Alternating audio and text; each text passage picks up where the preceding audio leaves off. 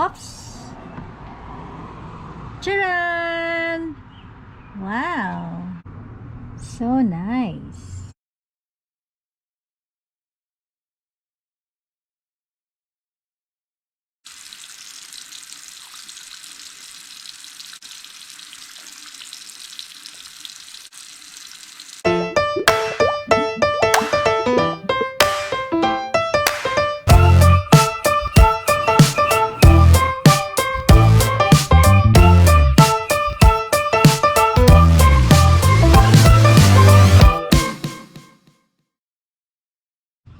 Hi everyone! Welcome back to my channel, Grand Sabon Handcrafted Soap.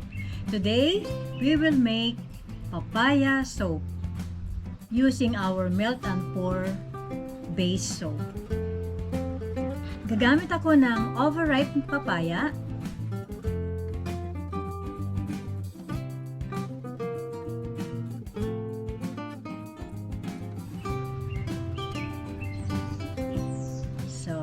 babalatan muna natin. Pwede kayong gumamit ng green papaya, any papaya, as long na very ripe ang papaya. So, kunin ko ito.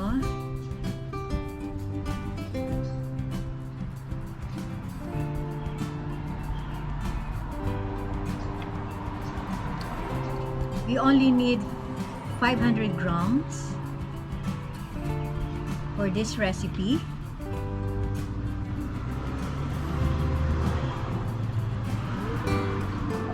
So, babalatan natin siya.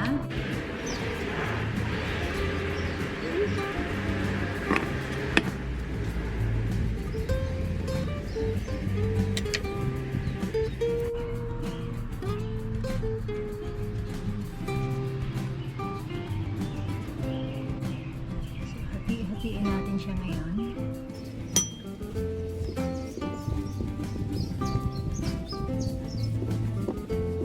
Na-slice na natin ang mga papaya. So, lalagyan ko siya ng about 3 tablespoons of distilled water. So, pwede nating i-blend or i-mash ng ating masher.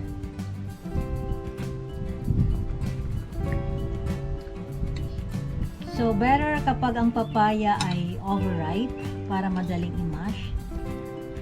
For this, gagamit ako ng masher kasi gusto ko siya talagang kunin yung juice ng ating papaya.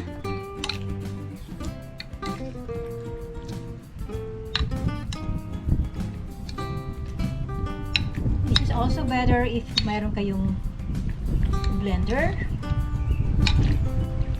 But for this time, gagamit na lang ako ng masher.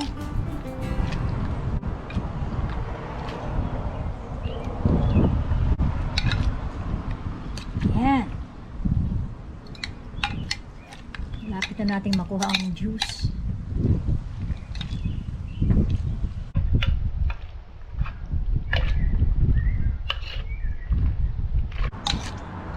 Isa sa popular na benefits ng papaya is whitening.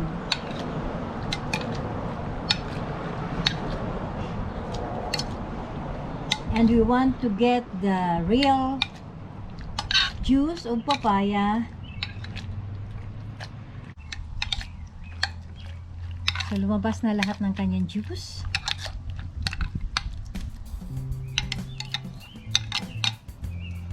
After this, ating i-strain.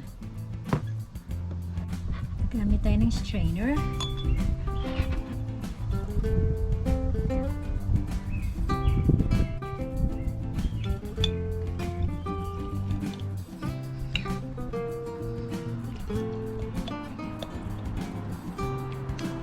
Pigain hanggang makuha natin yung juice.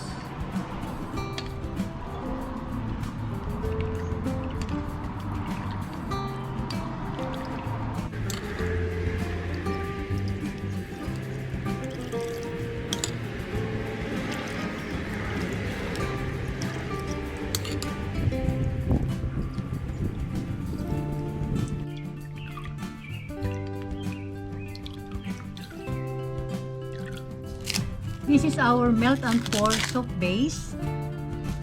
So, pwede kayong bumili ng ganito guys sa Amazon pag dito kayo sa US or sa brambleberry.com. Doon ko siya nabili. So, for this soap making, hindi tayo gagamit ng lye solution or sodium hydroxide. Cut natin.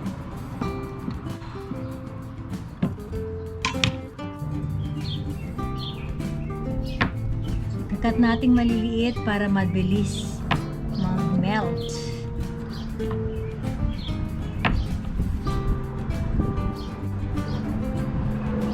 So, comment lang kayo guys kung may idea kayo ng paggawaan ng soap. Or have you tried making melt and pour?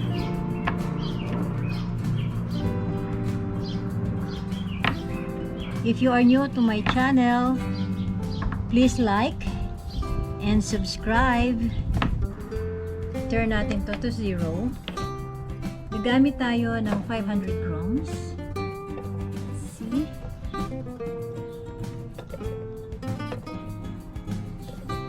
$500 to 600, I think, para makagawa tayo ng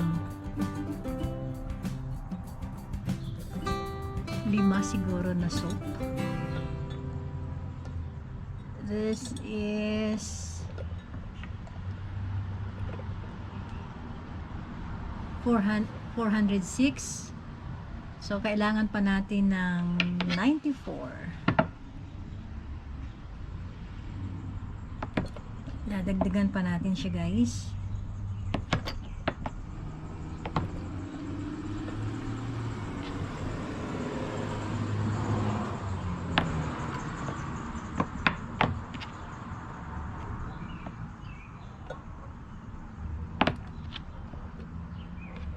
There, 500 grams of melt and pour soap base.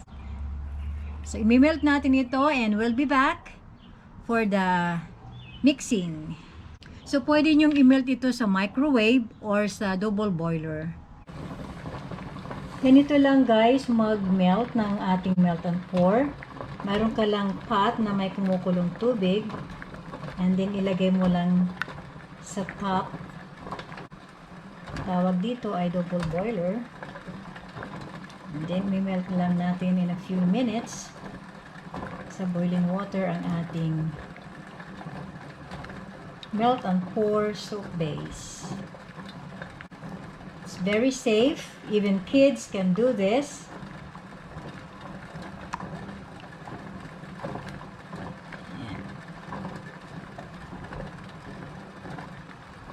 Continue stirring hanggang sa totally mag-melt ang ating until the soup base is completely melted. After a few minutes, ito na guys ang ating melted melt and pour soap. So, lalagyan natin siya ng 1 tablespoon of glycerin for moisturizing. Hindi lang siya whitening, moisturizing pa rin ang ating papaya melt and pour soap.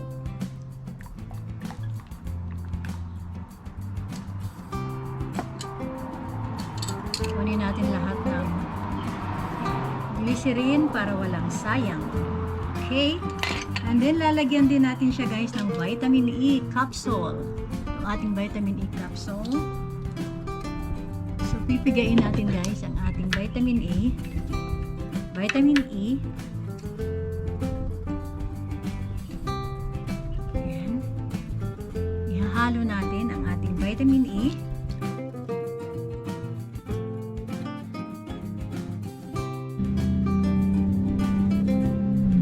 And then hahaluan ko siya guys ng jojoba oil. Lagyan ko siya ng half tablespoon. All good oils for our skin. Wow. And then ihalo na natin ang ating papaya papaya extract or papaya. Lagyan natin siya ng 3. Let's see. I think lalagyan ko siya ng 5 tablespoon. Okay. Wow.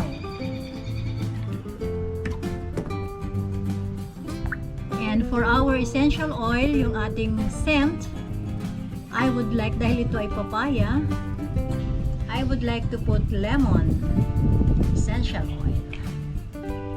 Maybe 3 to 5 drops para lang mayroon tayong konting scent sa ating papaya soap. Papaya with lemon. Ang bango! Very energizing ang scent. Okay, that's good now. And then this is ready. Nailagay na natin siya sa ating, this is our mold. Lagay na natin siya sa ating mold habang mainit na siya. Okay. There you are, our papaya soap.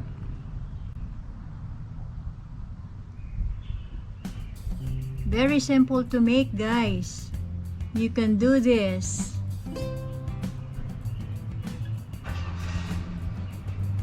At pwede, the good thing about making your own soap is yung type ninyong gawing sabon, pwede nyong gawin. Lagyan natin. So, mayroon siyang mga bubbles. So, para mawala, guys, ang ating mga bubbles, sprayhan lang natin siya ng konting alcohol. Okay. Oops. Ayan. Konting alcohol lang, mawawala na ang ating bubbles. It's time to unmold our soap. Let's check our papaya soap. Unmolding time.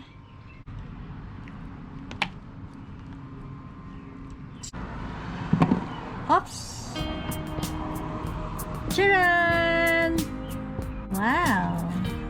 Looking good. So nice.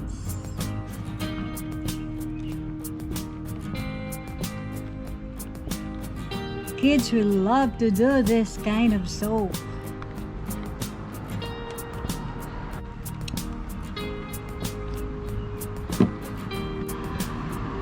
May nakaokit na to you health.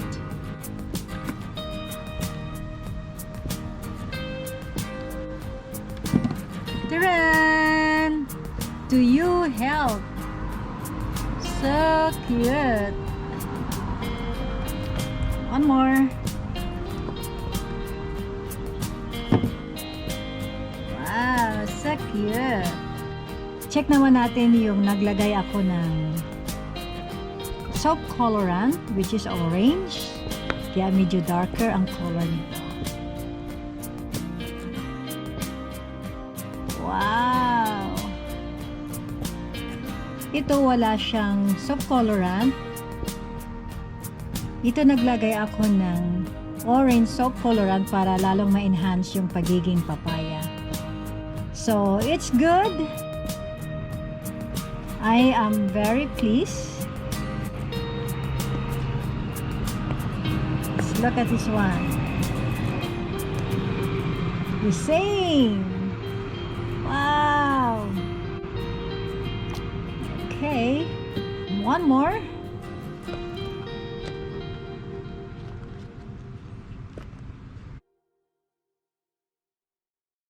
Very nice. Try natin ang ladder test.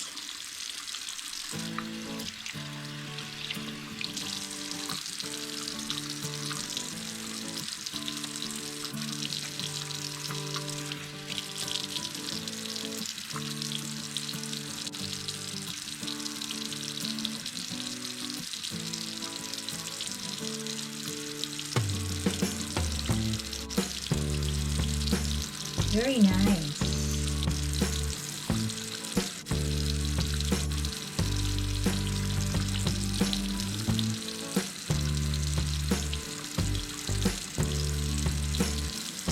rainy.